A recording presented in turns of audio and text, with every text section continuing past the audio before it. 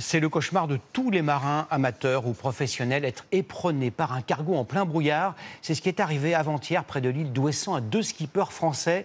Leur voilier a été coupé en 2 avant de couler. Les 2 marins ont pu être secourus in extremis. Amandine Kreff, Irvine Blonze et Tara Lagoutte. En pleine nuit, opération de sauvetage à haut risque. Des vagues de 3 à 5 mètres. Avec leur hélicoptère, les militaires élitreillent 2 skippers. On les voit ici, dans l'eau, à droite de l'image. Leur voilier est scié en 2. Il vient d'être percuté par un gigantesque cargo. J'ai vu une espèce de masse hallucinante qui nous est arrivée dessus. Dans le noir, en plus, il n'y avait pas d'éclairage. Et on a eu un gros choc puisque le bateau il a été complètement coupé en 2. Et on s'est retrouvés, nous, à 2, accrochés sur le balcon arrière avec de l'eau jusqu'à la taille. Ils avaient pris le départ d'une course nautique dimanche dernier, au large de Ouistreham, et se trouvaient près de l'île d'Ouessant, dans le Finistère, quand ils se sont fait percuter. Que s'est-il passé? Pourquoi le porte-container n'a pas dévié sa trajectoire?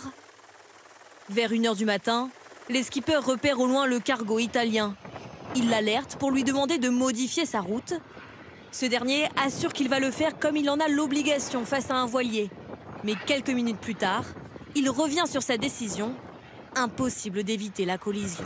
Au moment où il revient sur sa position, il nous traite de malhonnêtes en disant qu'il ne pense pas qu'on est un bateau à voile, parce qu'il voit qu'on a une vitesse élevée. J'ai eu la peur de ma vie, je pense, au moment de l'impact surtout, parce que j'ai vraiment cru que ça n'allait pas le faire pour nous. Alerté par la balise du voilier, le centre de surveillance et de sauvetage lance un appel au secours. Pamela, une autre participante de la course, et son coéquipier entendent l'appel. Ils vont immédiatement à leur rencontre. Le bateau était presque, c'était 90% collé déjà pour donner le update que en fait le hélicoptère ça vient en 30 minutes. Aujourd'hui, le cargo identifié par les marins a été détourné vers le port de Saint-Nazaire. Le capitaine sera prochainement entendu par les autorités françaises.